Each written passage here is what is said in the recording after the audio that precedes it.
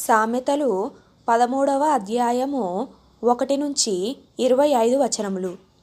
తండ్రి శిక్షించిన కుమారుడు జ్ఞానము గలవాడగును, అపహాసకుడు గద్దింపునకు లోబడడు. నోటి ఫలము చేత మనుష్యుడు మేలుననుభవించును, విశ్వాసఘాతకులు బలాత్కారము చేత నశించుదురు.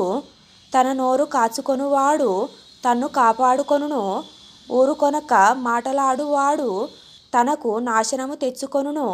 సోమరి ఆశపడును గాని వాని ప్రాణమునకేమియూ దొరకదు.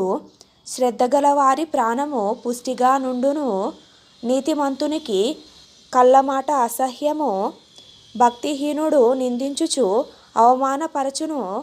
యథార్థవర్తనునికి నీతియే రక్షకము, భక్తిహీనత పాపులను చెరిపివేయును. ధనవంతులమని చెప్పుకొనుచు లేమిడి గలవారు కలరు, దరిద్రులమని చెప్పుకొనుచు బహుధనము గలవారు కలరు. ఒకని ప్రాణమునకు వాని ఐశ్వర్యము ప్రాయశ్చిత్తము చేయును. దరిద్రుడు బెదరింపు మాటలు వినడు, నీతిమంతుల వెలుగు తేజరిల్లును.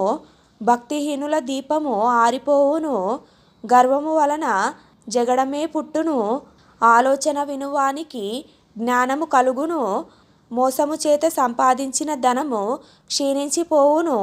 కష్టము చేసి కూర్చుకొనువాడు తన ఆస్తిని వృద్ధి చేసుకొనును. కోరిక సఫలము కాకుండుట చేత హృదయము నొచ్చును. సిద్ధించిన మనోవాంఛ జీవవృక్షము, ఆజ్ఞను తిరస్కరించువాడు అందువలన శిక్షనొందును. ఆజ్ఞ విషయమై భయభక్తులు గలవాడు లాభము పొందును. జ్ఞానుల ఉపదేశము జీవపు ఊట, అది మరణపాశములలో నుండి విడిపించును. సుబుద్ధి దయను సంపాదించును, విశ్వాసఘాతకుల మార్గము కష్టము. వివేకులందరూ తెలివిగలిగి పని జరుపుకొందురు, భక్తిహీనుడు మూర్ఖతను వెల్లడిపరచును.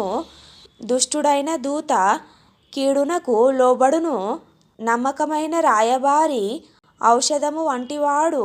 శిక్షను ఉపేక్షించువానికి అవమాన దారిద్ర్యతలు ప్రాప్తించును. గద్దింపును లక్ష్యపెట్టువాడు ఘనతనొందును.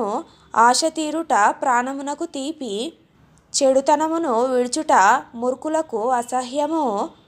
జ్ఞానుల సహవాసము చేయువాడు జ్ఞానము గలవాడగును, మూర్ఖుల సహవాసము చేయువాడు చెడిపోవును. కీడు పాపులను తరుమును, నీతిమంతులకు మేలు ప్రతిఫలముగా వచ్చును. మంచివాడు తన పిల్లల పిల్లలను ఆస్తికర్తలనుగా చేయును, పాపాత్ముల ఆస్తి నీతిమంతులకు ఉంచబడును. బీదలు సేద్యపరచు క్రొత్త భూమి విస్తారముగా పండును. అన్యాయము వలన నశించువారు కలరు, బెత్తము వాడనివాడు తన కుమారునికి విరోధి. కుమారుని ప్రేమించువాడు వానిని శిక్షించును, నీతిమంతుడు ఆకలి తీర భోజనము చేయును. భక్తిహీనుల కడుపునకు లేమి కలుగును,